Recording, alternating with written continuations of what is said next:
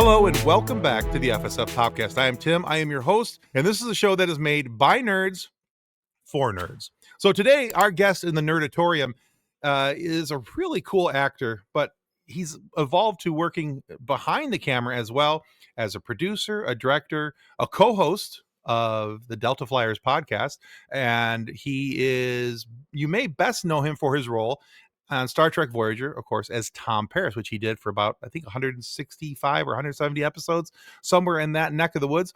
But since that time, he's directed some of the best television shows that you have loved to watch on programs like Blue Bloods, which I love, Dawson's Creek, Supernatural, The Mentalist, The Orville, and, of course, Resident Alien. And that's just to name a few. His IMDb page is full of really cool projects and things that he's been a part of, and we're going to talk to him a little bit about that tonight. So we're going to discuss his origin story, the evolution into directing, the importance of both Star Trek and Resident Alien to him personally and professionally, and we'll slide in a couple other fun questions in there as well. But please help me welcome Robert McNeill to the FSF Podcast. Welcome to the show, Robert. Hello. What a nice introduction. Thank you. Well, I tried every once in a while.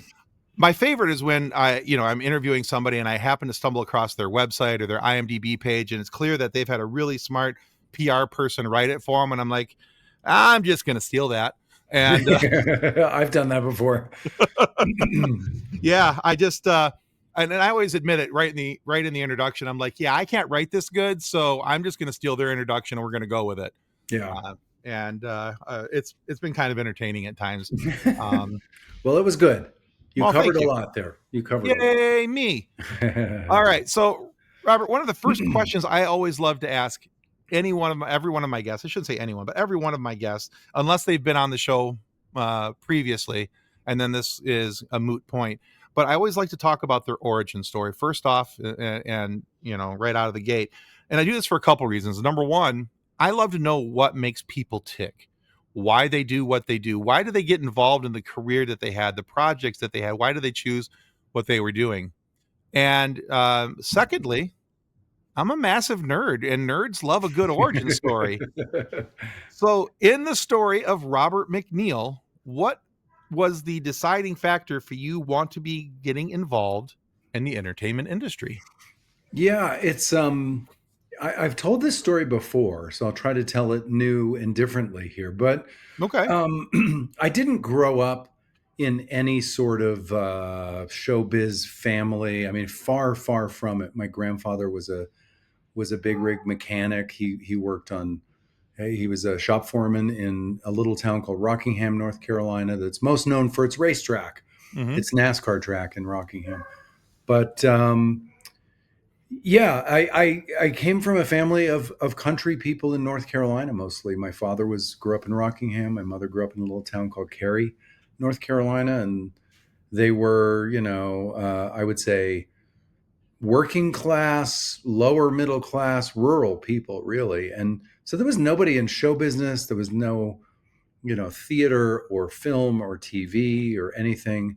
I had one great aunt named Aunt Esther, and she was my grandfather's sister, and she taught piano in this little town, Wagram, North Carolina. And she was a very creative and interesting, fascinating person to me, and I always loved her. And she taught me when I was young. This is the very beginnings of the first time I can remember thinking about people could be creative. It just wasn't something my family was into. We didn't, talk about books or art or Shakespeare or any of that. None of that. That was another planet. It was another world. It just never came into my orbit. Anyway, my Aunt Esther taught piano in the little town. And once I went down to stay with family, and she took me on this little trip to go see a museum of one of our relatives who was a poet laureate of North Carolina and was a painter and a poet. And his little town in the middle of nowhere outside of Wagram, North Carolina, or maybe it was Hamlet, one of these little towns. they had turned his house into a museum, and it was, maybe open for 3 hours on Saturday. It wasn't like a Right. popular museum, but it was a historical site. And I remember when my Aunt Esther took me, I must have been like 10 years old or something. And I remember just thinking, how is that possible? Like, boy, that's different than anybody else that are farmers. My great granddad was a farmer. He had a watermelon farm and cantaloupes. And I used to go pick watermelon and take them back and sell them in front of his house on the street, for $1 each or something. They were farmers, they were country people. And so, yeah, to me, that blew my mind. That's the first time I can remember thinking anything in a creative sort of field other than farming, being a mechanic, you know, Mm-hmm. that kind of labor, working class. Anyway, also I moved around a lot as a kid. My dad worked for GE. He was in computers, but he was a company guy. He'd Okay. gone to engineering school, got hired by GE right out of college, and he got transferred every other year. So we were, in outside of DC and Rockville, Maryland, and then we were up in Philly, and then we were in North Carolina for a while. We were back up to Maryland and Gaithersburg. It was just like every other year, it felt like we were moving. Okay. And around sixth, seventh grade, we ended up in Atlanta, Georgia, which is where I think of as home. And we had moved a lot. And so I had become a bit of a very shy kid, very quiet, didn't have a lot of friends. I wasn't social at all. And my mom, when we first moved to Atlanta, put my little sister into ballet and, what 3-year-old ballet class kids do. And she came home one day and she said, hey, they had a flyer up at that little dance studio. They're doing a children's production of The Wizard of Oz and they need a bunch of munchkins. And maybe you could meet some kids there. And I had never thought about doing a play or anything, but I was like, sure, yeah, whatever. She didn't push me, but she was like, it'd be great. You'd meet a lot of kids. And it's right down the street, this little place. And I didn't have any real hobbies per se. I like to go play in the woods and, fall in the creek and stuff like that. Right. I was a quiet kid. Anyway, I ended up doing The Wizard of Oz. I ended up being a munchkin. And then I got upgraded to Uncle Henry because the kid dropped out and they moved me up. And suddenly I did experience with the children's theater, getting to know a lot of kids and this sort of a certain sense of like belonging. And it's what people often find on sports, being Yeah. part of a team or being connected, that team Camaraderie. thing, camaraderie, and you're all working on the same thing. I just happened to stumble into The Wizard of Oz and being a munchkin. And Mm-hmm. that's how, and it was the first time I felt like, oh, this feels like I'm connected, like I belong, like I matter. And so I just got just totally addicted to that. I was like, I want to do more of that. I want to do that. Are they doing another play? Yeah, I really did. I wanted to do another play. And so they only did these plays once a year, but I got involved in like their kids drama classes and did some of that stuff. And then in the summer they had a theater camp and I did that. And then I did the next year, I did another play. And anyway, it just kind of that's the origin story. To me, it comes down to um, I think that I was sort of, because of my life experience, feeling a bit lost and feeling Sure. we'd moved a lot. We Mm-hmm. had, I just I didn't know where I fit in sports. I did sports. I played baseball. Mm-hmm.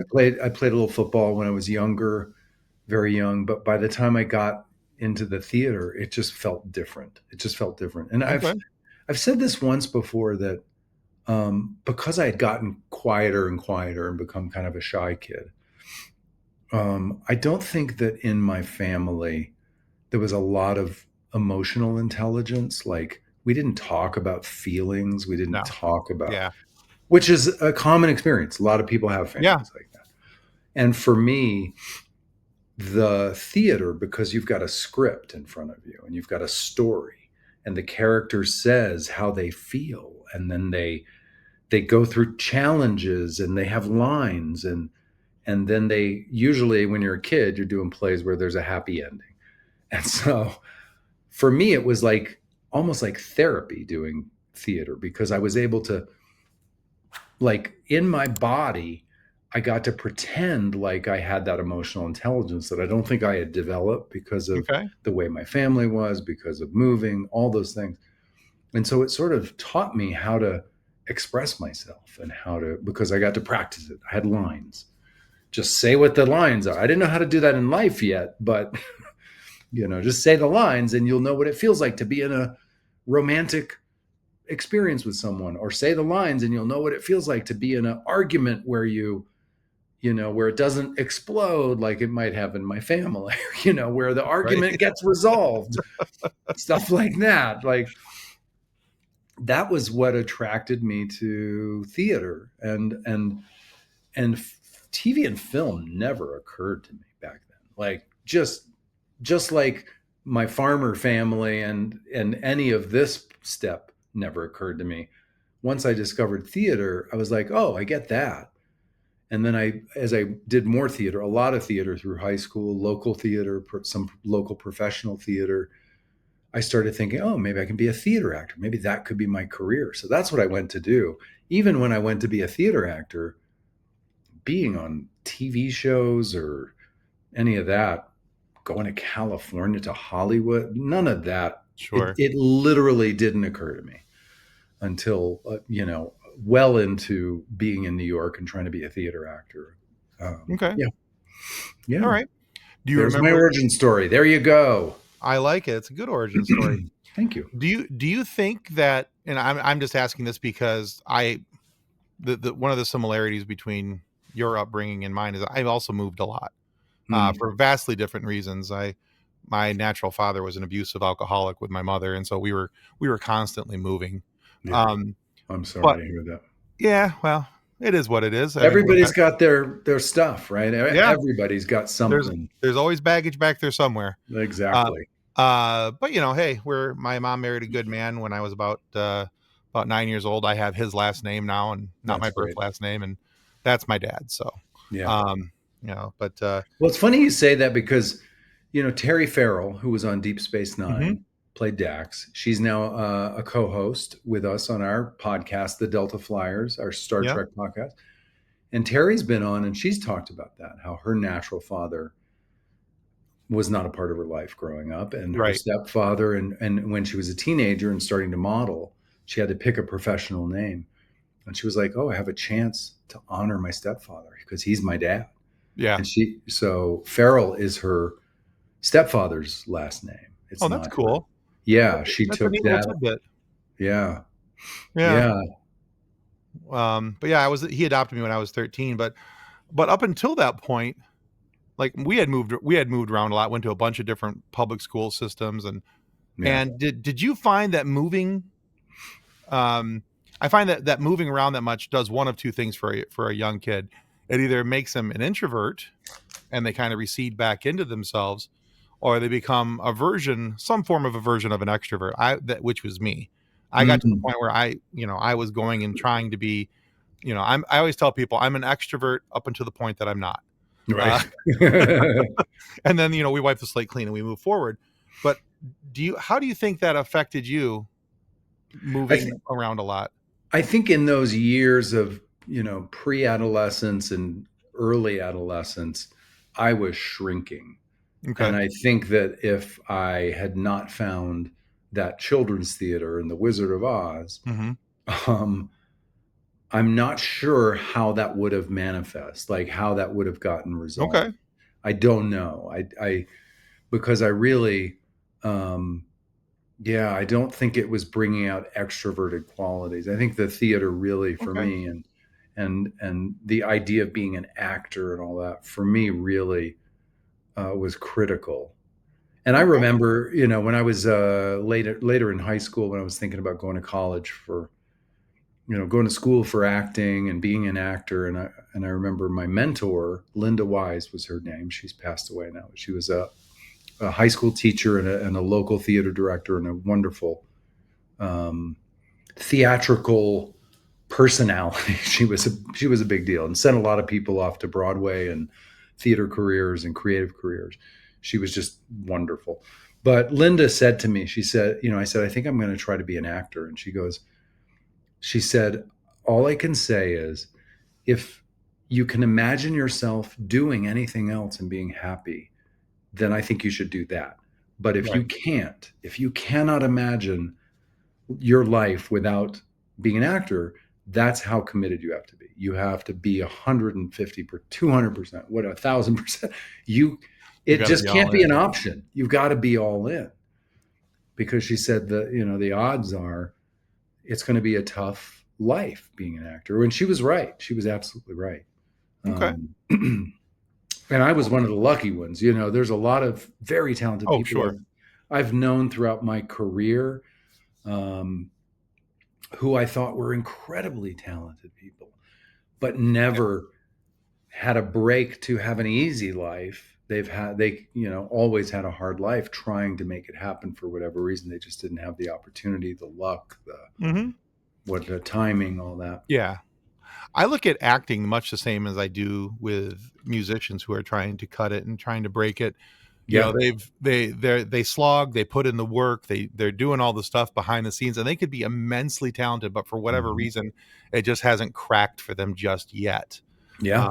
And I see a lot of actors that, you know, in plays and different theater productions and things where you're like, boy, they're really good. Yeah. That person's really talented, and they may be just pristinely happy in that position doing the things that they're doing, but Yeah. you also think, boy, why isn't somebody like that, why haven't they cut it big yet? But Yeah. that's kind of one of those thoughts there. Well, I'm still very close with one of my childhood friends that I met in this children's theater. His name's Harry Christian. He lives in New Jersey.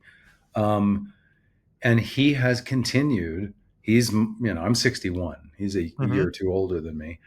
But Harry has carved out a life in this little town in New Jersey, in this little theater that started as a community theater where he didn't make money doing it. And between odd jobs and things, he was able to put it Hmm. together. But he's a member of this company that's now a professional company, and they have equity contracts, Oh, that's and cool. he's made a life there in this creative community that's very small in this small town in New Jersey, and he loves it. And he's got a very successful life. He teaches some, he does this and that, and puts it all together. And I wouldn't hold the same standard to everyone that you have to be on a TV show, you have to be on a Star Trek show to have a Right. Yeah. successful career. You don't have to.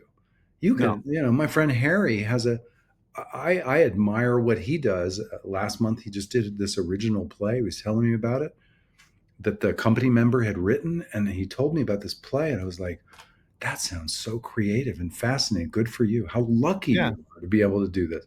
Oh, It's absolutely. yeah. So I'm happy with my career. I'm happy with the things I've been able to do when I was an actor, now as a director and producer and writer. But I don't think everyone has to achieve the same standard Oh, to agreed. Yeah. feel successful. You know what I mean? I often tell people that if you can get paid for doing something you love, you're already winning. Yeah. But whether that's $50 or 50,000 bucks, whatever it is, if you're Yeah. getting paid to do something that you enjoy, you're winning. Yeah. You know, I and agree. and I think that's a very key thing in life. So, Yeah. all right, well let's transition here a little bit. Now we've talked about your origin story. We've talked about how you got into acting and all those things. But as you progressed in your stuff that where you were in front of the camera doing your acting, you also started doing some directing as well, including some episodes of Star Trek Voyager. How did you find that acting or directing rather scratches maybe that artistic itch in a way that acting does not? I think for me, um, I enjoyed being in the theater. I really loved doing plays because as an actor on stage, you're telling the story from beginning to end. You're in control. Hmm. That job of the character you're playing is part of the storytelling, and every night is different. Every show is different. Whereas when I got behind the camera, when I got in front of the camera as an actor, I realized, oh, I'm not in control of this at all. It's not like the theater. We do a bunch of takes, they edit it together. They can make me look like they use my best take, or they can be, cutting to the other person the whole scene, and you missed all the stuff I was doing. And I was like, I'm not in control of this at all. No. I would, excuse me, I would walk in for a rehearsal for a scene as an actor, and the director already had the shots planned, and he already had the blocking plan. And he said, "You're going to come in there, you're going to sit, don't say that line until you move over here." And I was like, wow, I'm not really a part, like in the theater, you're a part of that, evolving that blocking and the staging and the moments, and there's time in rehearsal.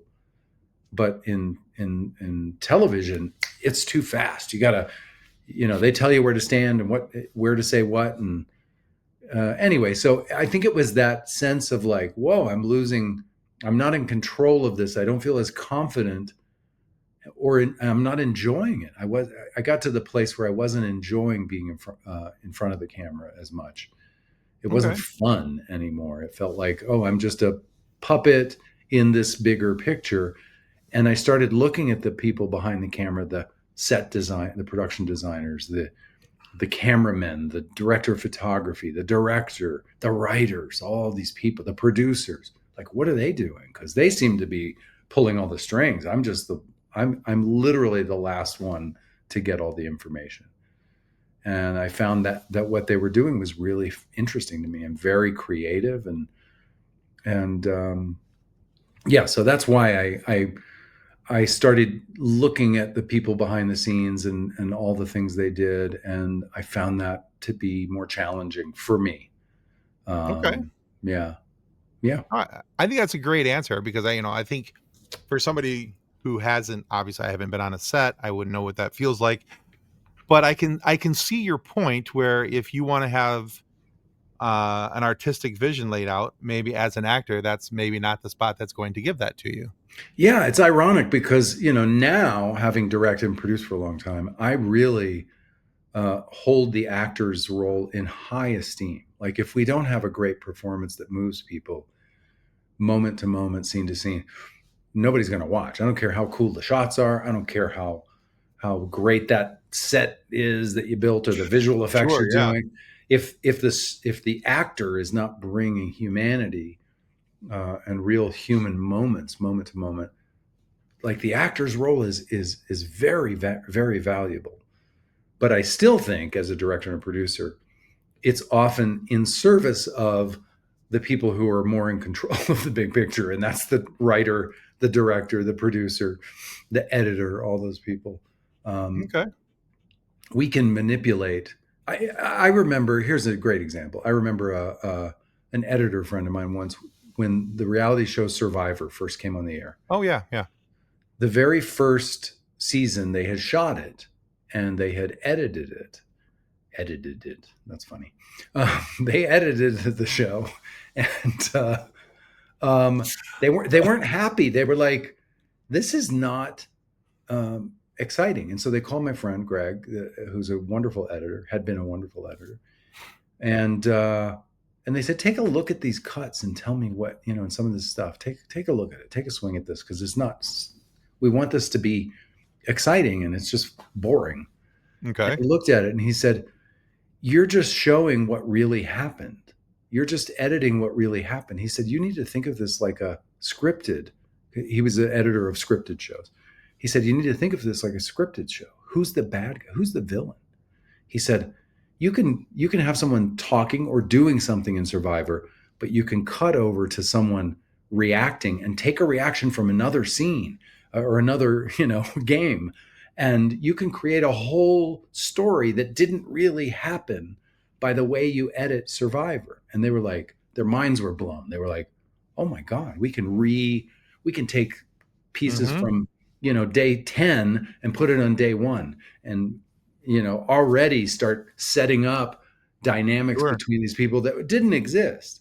So that's a great example. They went in, and now we know, Survivor was one of the first big reality shows, Right. um, because, and Greg, my friend Greg Prange, who's also producer and director now, became that. But he gave them that advice of, do rearrange everything like a scripted show, and set up your relationships, set up your romances, set up your villains, you know start to lead them towards, they think somebody's gonna win, but then the other guy wins.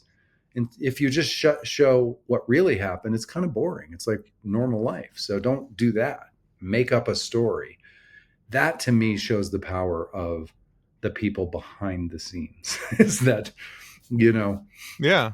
as an actor, I can give a great performance, but if they want to edit it a different way, they can tell a whole different story. And Oh, for sure. Yeah. often we do, even in scripted shows, often we do. I We believe that. take what happened and kind of we manipulate it in a way that hopefully is in line with the story we're trying to tell, Yeah. even more than what the actor did. So reimagine it through an alternative Yeah. lens. Yeah, I Mm-hmm. get that. Okay. So you have also been very involved in the story and the production, obviously, of the Resident Alien series as Yes. executive producer and director. I'm curious to know, what was it about this series in particular that made you want to work on this show? What about Resident Alien grabbed your attention? Well, to answer that, I'd have to go back to another show I did called Chuck. I did for Okay. 5 years on NBC. And Chuck was, the pilot was directed by Mick G. I'd worked with Mick G a couple of times before that, but didn't know him well and his company well. But when I heard the description of Chuck, which is a nerdy guy that works in like a Best Buy, on our show it was called Buy More, a Right. nerdy guy who's kind of lost, in the pilot, gets a computer put in, a super secret government computer put inside his brain. And now he's got to be used as an asset for the CIA and special ops. And he's got to save the world because he's got this computer in his head. And it's going to have comedy. It's going to have action. It's going to have a big heart. And I was like, I'm in. That's my show. I Mm-hmm. love to do action. It's exciting as a filmmaker and as a storyteller and as just somebody who likes the the equipment and the cool stuff of filmmaking. Action is great. It's so fun.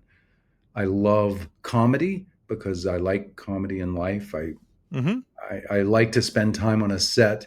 We work long hours, and I'd rather be around people that are laughing and we're trying to make other people laugh. And it's a better way to spend my 15-hour days, or whatever they end up. Whereas dramas and dark stories and things about murder and the horrible side of humanity, you feel that on set. Yeah. Um, so Chuck was the perfect show for me, and I thought, and it ended up 5 years we did that show. It ended up being one of my favorite experiences of producing and directing and being a part of that team. And so anyway, cut to, I'm going to answer your question now. Cut to 2018 or 2019 maybe. And I had just a show I was doing called The Gifted. It was an X-Men show. I had just Yeah. gotten canceled. And I was waiting to see what the next thing is. And I happened to read somewhere online that this show called Resident Alien had just been picked up by Sci-Fi Channel. And it was based on a comic book Mm-hmm. about an alien who comes to kill all the humans, but he learns to love them. And it's got comedy and sci-fi and action, and it's based on a comic book. And I read this online and I was like, that sounds like a show I would love. It sounds like Chuck. It sounds like it's got all that. It's got action and Mm-hmm. sci-fi. It's got heart. It's got comedy. Um, so I called my agent and I said, hey, do they have a producer for this yet? And he said, well, they're talking to somebody. It looks like they've already got somebody. I said, okay, well, let me know. It sounds like a perfect show for me. I'd love to meet him. And a month or two goes by, or a month or so goes by. Anyway, and I'm going to LA. I don't live in LA anymore, but I was flying into LA for a meeting on another show to produce that I didn't want to produce, but I was going to go meet him anyway. Sure. And I got off and I called my agent that morning. I said, okay, I'm going to this meeting. I said, by the way, whatever happened to that comic book show, the Resident Alien thing? Did they hire that guy? And he goes, I don't know. Let me check. I'll call you after your meeting. And he called me after the meeting. He goes, no, they haven't hired that guy yet. They're still dancing around. I think there's maybe some issues. They'd love to meet you. You're in town today. Why don't you go meet him for a drink tonight? and I'll send you the script. So he How sent me cool the is that? script. I read it that afternoon.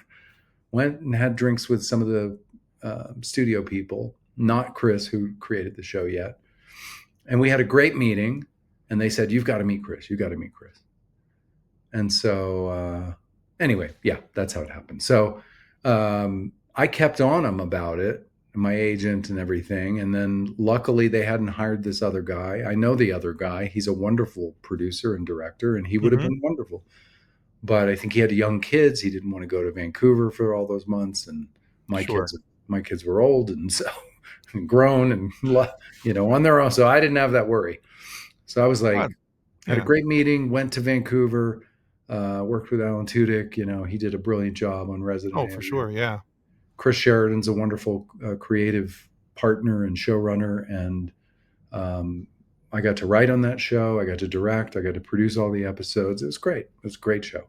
I Yeah. loved it. It's I've told people when I've talked about this show to other people, they're like, "Oh, what show do what shows are you watching that you really enjoy?" I'm like, "Well, I know I said it just wrapped up, but I really enjoyed Resident Alien. It's one of the few shows on television where I actually laughed out loud No, at good. just at different things." And I love, I've had a couple of the cast members on the show, and I've talked with both Sarah Tomko and Sarah Podemsky, and Hmm. had a great time with each one of them, and getting to know them a little bit. And I love the strength of the cast that's on that show. Yeah. It's so well casted, and of course, having Alan Tudyk, it doesn't hurt anything whatsoever. That's Alan's a genius in my book. Yeah.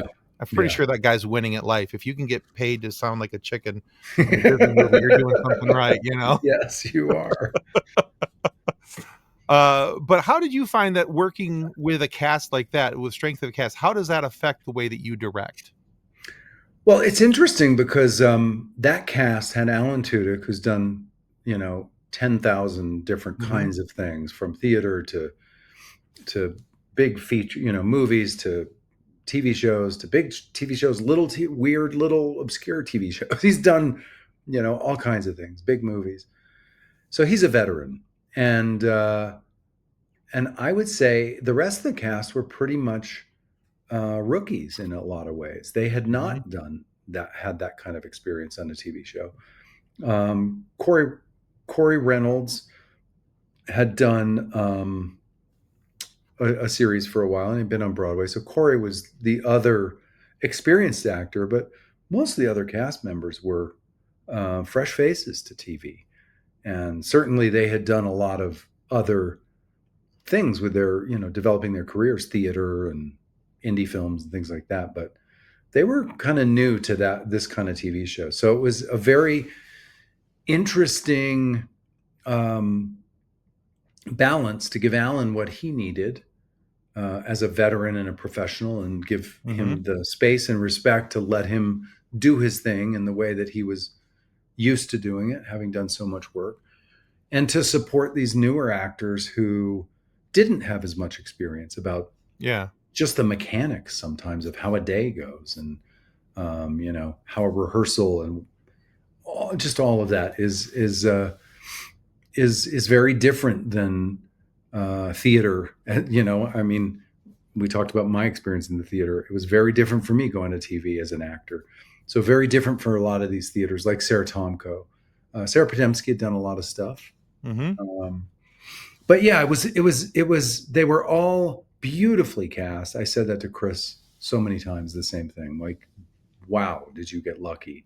This feels like an unusually authentic cast for television. I've Yeah. done so many TV shows where the conversations are about things that are very, surfacey and shallow, um, and feel like we're just hiring the same types over and over again. These felt like real three-dimensional, unusual faces, unusual acting styles, unusual characters. They just were. They all of them. They felt very um, interesting and different and fresh. And so it was great. It was great. But it was definitely challenging sometimes to, uh, find the right language for all of them. Because just like any show, whether it's Resident Alien whether an actor has a ton of experience or not as much experience, um, every actor is always very different in what they need. They Sure. all need 100% of your support in whatever way they need it. So, um, yeah, it was, but it was great. It was a real tight cast. They were super close. The whole crew was super close. I remember after the pandemic, a lot of people were really needed to work, but a lot Yeah. of our crew stuck around and turned down other jobs just to come back on to Resident Alien because they said it was the best job they ever had. Oh, They had that's so much cool. fun. Yeah, yeah, it was great. That's awesome. All right. So the white elephant in the room is the one major project we haven't talked about yet. So we're just going to talk about this for a moment. And that's Star Trek, because that's such a major franchise, adored by millions worldwide. Now, your character in Star Trek on Voyager, of course, Tom Paris, beloved by so Yes. many. What parts of Tom's character did you identify with to help bring him to life? Is there something where you look at Tom and you go, "Yeah, that was a part of his personality I really wanted to explore." I think initially when I first came on Voyager, I didn't relate to Tom very well, to be honest. They wrote this sort of like chip on his shoulder, Sure. smart ass, cocky. I mean, at the time when I got Voyager, I had had some great opportunities, even at a young age. All through my 20s, Hmm. I had done some movies, I had done some other TV shows, I had been on a soap opera, I'd been on Broadway, I'd done tours, big national tours of plays. I'd had a lot of experience, but at the time when Voyager happened, I had sort of hit a low point. I was questioning whether I was going to keep trying to be an actor. I was 29 Okay. years old. I just had my second kid. My, I didn't have the kid, but my wife at the I time. understand what you mean. Yes, yeah. And I was just I didn't have a lot of confidence. So Tom Paris being this confident, cocky, chip on his shoulder, that's not where I was in my life. I was the Okay. polar opposite of that, to be quite frank. I was really questioning whether I wanted to do that anymore, be an actor. But I knew when they called about Star Trek, I was like, I had been on Next Generation. I'd done a guest Hmm. spot as Nick Locarno. I knew what that company was like. I knew what the security of a Star Trek show could be. Yeah. And I just had my second kid, like I said. So I was like, that could really help, 7 years on a show. If it's like all the others so far, it could be a great opportunity. So I really wanted to get that job. And, yeah, so I didn't identify with a lot of those qualities. The way that they wrote him, I didn't like the womanizing thing. I never liked. They were really heavy-handed with that the first season or so. Yeah. It just felt very unflattering. A lot of ways that they wrote that character that first year, and it didn't feel like me. And I remember talking to them a lot about that. And I wouldn't call myself I'm not a guy who tells jokes. I'm not that kind of comedy guy. I'm not a Okay. punchline guy, but I'm an observational life Sure. comedy person. I like to make funny observations about things in life. I like to have a sense of humor about life. Sure. And I was like, please, like this guy needs a sense of humor. He needs to be a fun guy. Like he needs to. And so they started writing a little more of that, I would say, by season 2 and 3 and 4. And as we slid into the middle part of that series, I think they found a character that I identified with a lot more. Okay. His sense of humor, his sort of observations about everything were a little lighter and funnier. I think we saw some vulnerabilities in him and Yeah. where he lacked confidence, and where we realized, oh, that's all just a cover. And I think that he became a much more three-dimensional character. I mean, I've always said a lot of times in Star Trek, the heroes that come on are a bit two-dimensional. They Hmm.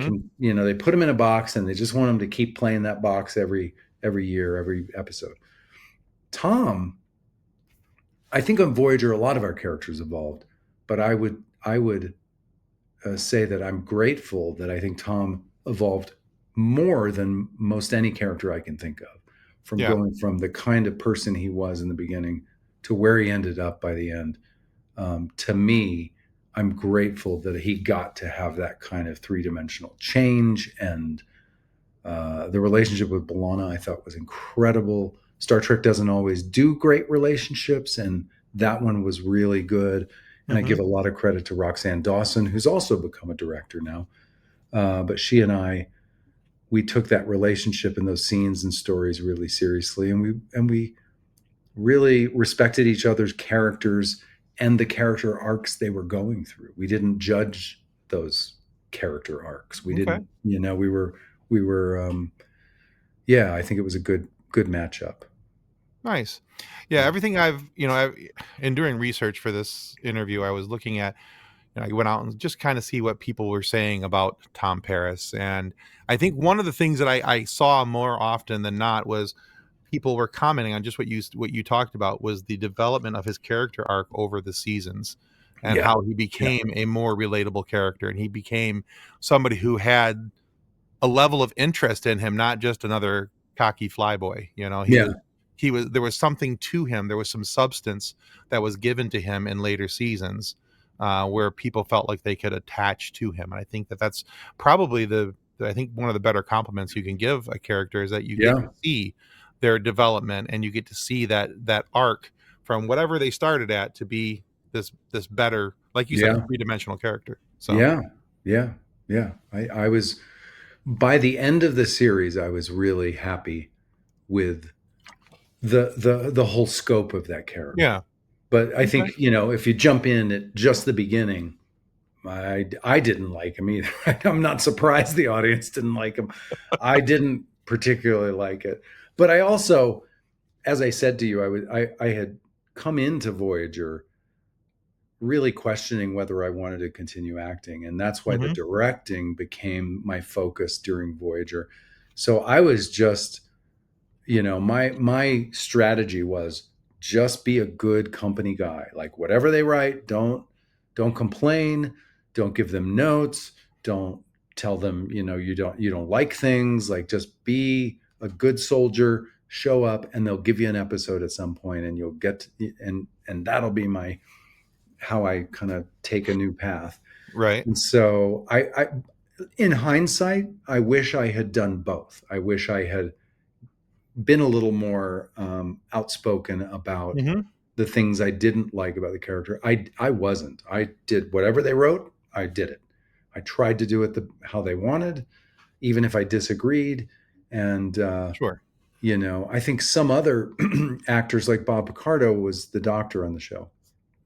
I think Bob took a different strategy. Instead of being a company guy, he was a company guy, but he was also like always telling them, what else he could do? He could do this. The doctor, the hologram could be like this. And I think that strategy was really helpful because he did evolve his character. Yeah. He owned that evolution in a way that I let the writers discover the things that needed to change rather than me going and saying, I think this, or trying to you know, do that part of the process. So, Yeah, but I can appreciate that as well. Like you said, you're 29. You and your wife just had your second child. You were trying to make sure that you had a stable career. yeah, I just didn't want to rock the boat. Yeah, Just I appreciate that very much. It reminds me of we had John Billingsley on a while back, and John was talking about when he got the call to become on Enterprise, yeah. and he calling his wife and Bonnie, and he's like, uh, "Honey, our lives just changed." Yeah. Which I love John. He's the Oh, he's awesome. he's just he's the loose screw in the best way possible. Yes, he is. I love that man. He's a hoot. He's a hoot and a big heart and a Oh, good, tremendous. like Yeah. he yeah, he walks the walk about everything he says, Yeah. Yeah. If he says it, it's real. Yeah. So, Yeah. all right. So I asked you that question in the beginning, Robert, about your origin story, and I explained to you why I asked that question. I have another question now that I'd like to ask you. and it's along the same lines. That's how you Yeah. got started, but this is more about who you are and what you are today. And I call this question suggestion time. So what I'm curious is what are you reading or listening to now that you think that everybody else should be listening to or reading? I am listening to a podcast that I've actually listened to it for a while, but she stopped doing it for a while and is doing it again. The podcast host is Danny. Shit, what is her name? Danny. I just spaced on it. I had it in my head, and as soon as I said her first name, I spaced. Anyway, the podcast is called Family Secrets, Okay. and Danny Shapiro. And she started this podcast because she grew up in a very Jewish family, but she was the blonde daughter and always felt like a little different, but very close family, very tight. Okay. Cut to, she's in her 50s. She's a professor of writing. She's written novels. She's very successful. Her parents both have recently died. And her husband says, she's in her 50s. Her husband says, hey, let's do one of those DNA tests, the 23andMe or something. Let's see, our roots. And they do it. And she realizes that she has none of the markers of her family, that she's not biologically connected to her family. And she realized that was a family secret. Long story short, that her parents did IVF with a donor egg and sperm, and she's not the biological child of her parents, who she always thought, and they never told her this. It was a family secret. And just how her world, and her That would be big. And she, her parents are gone. She can't have any questions answered. And so she just kind of, had to imagine and had to uncover some of this, and who knew. And so she started a podcast called Family Secrets about other people who have significant secrets in their, in their families that then they talk about. I think she describes it as the known unknown. It's that thing in a family where there's more to something, but no one ever talks about it. Yeah. And I love this podcast because all of these stories, I think, my family growing up, those issues were there. Big or little secrets, doesn't matter. Sure. It's the known unknown experience. It's that feeling of no one's talking about this. And she interviews a lot of people with great stories, and it's just very authentic and honest and human. So I highly recommend Family Secrets. All right. Very cool. Mm-hmm. All right, Robert, we have entered the section of the show where I need to ask you a silly question. Aha. And it's really not all that silly, to be honest with you. But the story behind this is that one of our team members here at the FSF podcast, Kathleen, was out with her daughter one day, and somebody asked her daughter this question. Yes. And Kathleen was like, well, how rude. You could have asked me this question too. You shouldn't age out of this question. And so this question comes from Kathleen. And that is, Robert McNeill. Yes. What's your favorite dinosaur? Oh, wow. I was just thinking about, do you remember the animated film Land Before Time? Yeah, I saw that it just turned 30 and it reminded me to take Advil. Well, I was just thinking about that. I was thinking how cute the little Brontosaurus dinosaur. So, yeah, Littlefoot. So I think I would say my favorite dinosaur. I was just thinking about that today, actually. That's weird that you bring up dinosaurs twice in one day. They've come up. Yeah, Littlefoot. I think I would go with a baby Brontosaurus is my favorite dinosaur. I think we've had a Brontosaurus before, but I don't think we've ever had anyone specify baby Brontosaurus. So you are an original thank you. In that direction. So very cool. You. All right. All right. Very good. Oh, Robert, thank you so much for being on the show today. Where can our listeners go to find out more about you, your work, anything that's coming up? Well, the best place to go if you want to hear me ramble on more is the Delta Flyers podcast. Absolutely, yeah. Garrett Wong and I started that in 2020, spring of 2021. I don't remember. It's all a blur now. It was the pandemic, and spring of 2020 must have been. And yeah, and we started the Delta Flyers podcast to talk about Voyager, and we thought, well, we'll see if anybody listens to this thing. And it has just exploded. It's a phenomenal podcast. We went through all the episodes of Voyager. We put out a recap podcast for free to everybody that goes out on any podcast platform. You can listen to recaps and discussions about every episode of Voyager. Those are out there. We then, when we finished Voyager, we had so many people loving this podcast that we decided to do Deep Space Nine. We brought in Armin Shimmerman and Terry Farrell. And so we recapped those episodes.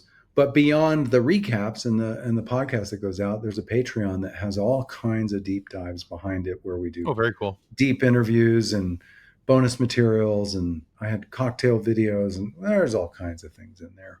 So Patreon is great. Patreon.com/Delta Flyers or something is the Patreon, all the community, and it's phenomenal. I mean, now I go to conventions and Delta Flyers fans and patrons are getting together. They've met each other online, and that's cool. We had at the Las Vegas convention, we probably had 40 or 50 Delta Flyers all trying to have a lunch together with all these listeners and everybody. We took over like an entire restaurant practically. And these people know each other through our podcast, the Delta Flyers. Awesome. And they become friends. We had two people listening that got married. They met each other, ended up falling in love. Stephanie Baker and Mike Goo got married because of the podcast. It's not just a podcast. It's a lifestyle. No, it's a whole community that's really warm my heart. I love all these people that we've gotten to know and that have gotten involved in it and support it. So it's a great podcast. I mean, if you want to talk about Star Trek episodes, we talk about them for a long time. There you go. Yeah. All right. Well, very cool. I'll make sure to put some links down in the show notes down below so people can check that out. Go find your Patreon page and everything else. Now, guys, if you haven't already, this seems like a great time to remind you that following our show, the FSF Podcast here on YouTube, is the most important thing you can do to ensure that we get more amazing guests like Robert McNeill here today to have these great conversations and find out these cool little tidbits that you probably didn't know about things before, but you do now. And you know that because you followed our show. See how that works out? So please consider following our show. It helps out more than I can ever really tell you. And be sure to check out Robert's work as well. Not only as acting and directing, I'll put an IMDb link there so you can see everything that he's worked on and see some of the stuff that's upcoming. But also, you're going to want to check out the Delta Flyers. It is a good podcast. I can concur with that completely. So go check that out. So guys, thank you for listening and or watching. Thank you to Robert McNeill for being on the show today, and may the force be with you as you continue to live long and prosper. Goodbye. Copyright 2025 FSF Podcast. Reference to any specific product or entity mentioned on this podcast does not constitute an endorsement or recommendation by FSF Podcast. The views expressed by guests are their own, and their appearance on the program does not imply an endorsement of them or any entity they represent. If you have any questions about this disclaimer, please contact us via email at info@fsfpodcast.com.